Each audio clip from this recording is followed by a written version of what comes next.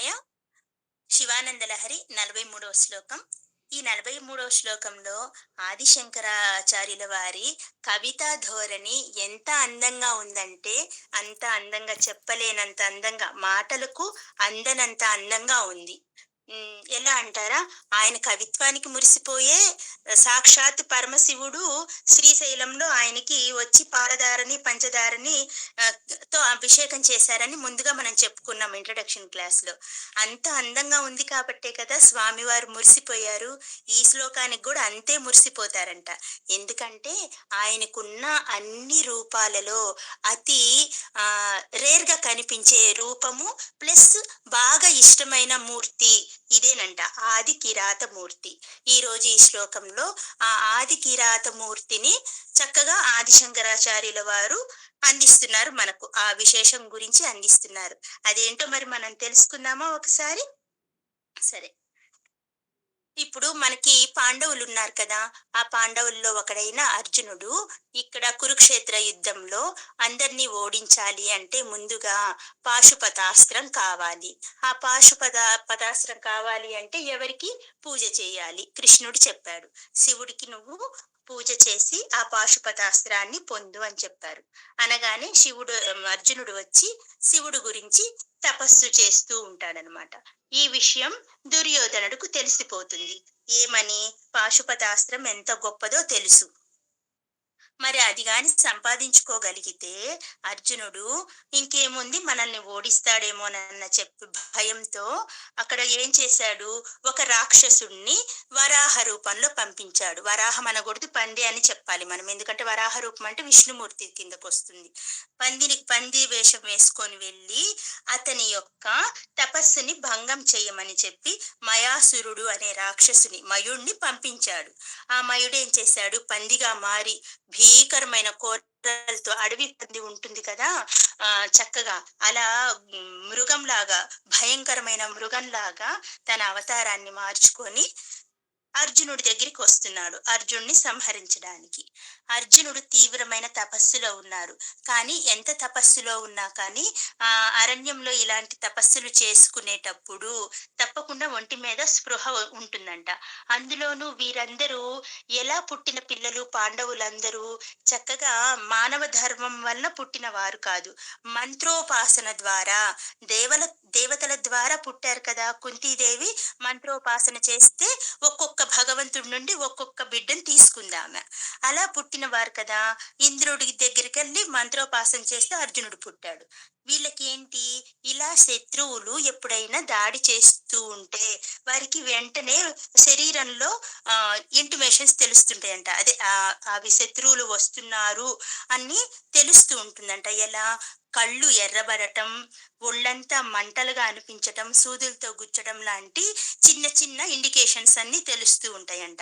అలా తపస్సు చేసుకుంటూ ఉండగానే ఇతనికి ఒళ్ళంతా అలా అనిపిస్తుందంట. అనిపించగానే ఈయన అనుకున్నాడంట, ఓహో! ఎవరో ఏ రాక్షసుడి ద్వారానో నాకు ఇప్పుడు ఏదో జరగబోతుంది అని చెప్పి ఈయన కళ్ళు తెరిచి చూశాడంట తపస్సులో నుంచి బయటికొచ్చి. ఈలోగా ఆయనేం చేశాడు శివుడు? ఈ అర్జునుడిని పరీక్షించదలిచాడు. పరీక్షించదలిచి మామూలుగా వెళ్తే నన్ను గుర్తుపట్టేస్తాడు అని ఈయనేం చేశాడు? ఆది కిరాత వేషం వేసుకున్నాడు. చక్కగా కోయవాడిలాగా రెడీ అయ్యాడు. ఆ తల్లో ఏదో అది ఈకలాగా పెట్టుకుంటారు కదా! అలా పెట్టుకున్నారు. గంగాదేవినేమో తలపాగాలాగా చుట్టుకున్నాడు. ఆ పామునేమో చంద్రవంకనేమో ఈటిలాగా పెట్టుకున్నాడు. ఆ పామునేమో ధనస్సుగా మార్చుకున్నాడు. అలా మార్చుకొని ఇంకా అమ్మవారు కూడా, ఆమె కూడా చక్కగా బోయ వనితలాగా రెడీ అయ్యి ఈయన వెనకాల వచ్చిందనమాట. ఇద్దరు కలిసి వచ్చారు. ఇప్పుడు ఈ మయుడు ఎక్కడున్నాడు? కొండకి అటువైపునేమో శివుడు, పార్వతి బోయ వేషంలో ఉన్నారు. ఇటువైపునేమో ఈయన శివలింగాన్ని పెట్టుకొని తపస్సు చేస్తున్నారు. కరెక్ట్‌గా వీళ్ళిద్దరికి మధ్యలో ఆ మయుడు అనే రాక్షసుడు పంది రూపంలో ఉన్నారు. వీరిద్దరు ఏం చేశారు? ఏకకాలంలో బాణాలొదిలారు. అర్జునుడు, శివుడు ఇద్దరు కలిసి ఏకకాలంలో వదిలారు బాణాలు. అర్జునుడి వైపేమో ఆ పందిది ముఖముంది. శివుడి వైపేమో ఆ పందిది పృష్ఠ భాగం ఉందన్నమాట. వెనుక భాగం. ఈ శివుడు వేసిన బాణం ఆ పృష్ఠ భాగంలో నుంచి చొచ్చుకొని ముందుకొచ్చి భూమిలో పడి అదృశ్యమైపోయింది. ఈ అర్జునుడు వేసిన బాణం ఏంటంటే, తన ముఖంలోంచి ఆ పంది ముఖంలో నుంచి కడుపులోకి చొచ్చుకొని పోయి మధ్యలో ఆగిపోయింది. ఇది మయుడు చనిపోయాడు. ఇద్దరు నా బాణం వల్ల చనిపోయింది, నా బాణం వల్ల చనిపోయిందని చెప్పి తర్వాత ఈ అర్జునుడు, శివుడు బోయ వేషంలో ఉన్న ఆదికిరాత వేషంలో ఉన్న శివుడు ఇద్దరు వాదించుకున్నారు. ఎంత వాదనకి తెగటం లేదు. నేనంటే నేను, నేనంటే నేను అనుకున్నారు. ఇద్దరు కలిసి యుద్ధం దాకా వచ్చింది. యుద్ధం చేస్తూ అతన్ని ఓడించలేకపోతున్నాడు అర్జునుడు. వెంటనే అర్జునుడికి స్ఫురణకొచ్చింది. ఏంటి, నేను ఓడించలేని వాళ్ళు, నేను బోయ జాతి వాళ్ళని ఓడించలేకపోతున్నానా? ఆహా! ఇది ఏదో ఉంది అనిపిస్తుంది అని ఆయనకి వెంటనే స్ఫురణకొచ్చింది.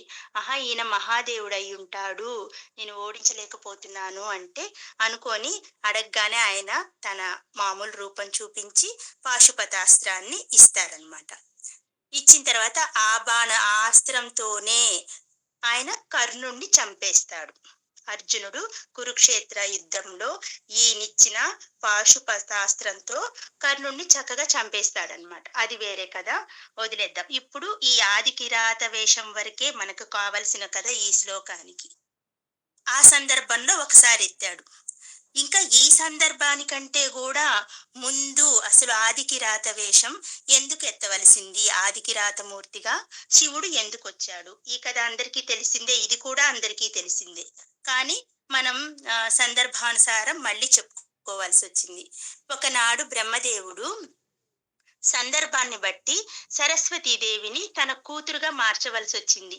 అది వేరే కథ. ఇది చెప్పుకోవాలంటే చాలా టైం పడుతుంది. మనకెంత అవసరమో అంతే చెప్పుకుందాం. కూతురు వేషంలో కూతురుగా పుట్టించాల్సొచ్చింది సరస్వతీదేవిని. ఆ సంగతి మర్చిపోయి ఆమె అందానికి కూతురు అన్నప్పుడు కూతురు అన్న భావంతోనే ఉండాలి కదా! భార్య అన్న భావంతో ఉండకూడదు కదా! ఈ విషయము ఆయన మర్చిపోయి తన భార్యనే కూతురుగా చేశాడు గదా! కూతురంటే కూతురే కదా! అలా అనుకోకుండా ఆమె అందానికి మోహించి ఆమె వెనకాల తిరుగుతూ ఉంటాడనమాట. ఆమెకి భయమేసి తండ్రి గారేంటి ఇలా నా ఎనకాల పడుతున్నారు అని చెప్పి ఆమె వెంటనే లేడి రూపం ధరించి అడవిలోకి పరుగెత్తుతుంది. ఆమె లేడి రూపం ధరించగానే ఈ బ్రహ్మదేవుడు కూడా జింక వేషం ధరించి ఆమె వెనకాల పడతాడు. అడవిలో ఎంతసేపైనా వదలకుండా వేటాడుతూనే ఉంటాడంట. ఆమె వెనకాల పడుతూనే ఉంటాడంట. చూసి చూసి మహాదేవుడికి కోపం వచ్చింది. కోపం వచ్చి వెంటనే ఆయన ఆదికిరాత మూర్తిగా మారిపోయి ఆదికిరాత వేషం వేసుకొని వచ్చి వాళ్ళని అదే బ్రహ్మదేవుణ్ణి తన బాణంతో సంహరించాలని వచ్చి, కానీ సంహరించకూడదు కదా! అతనికి వివరం అంతా తెలిసేలాగా తెలియపరుస్తాడనమాట. మొట్టమొదటి ఆదికిరాత వేషం అప్పుడు ఎత్తాడు. బ్రహ్మదేవుడి విషయంలో ఆయన అప్పుడు ఎత్తవలసి వచ్చిందనమాట. మొట్టమొదటి ఆదికిరాత వేషం.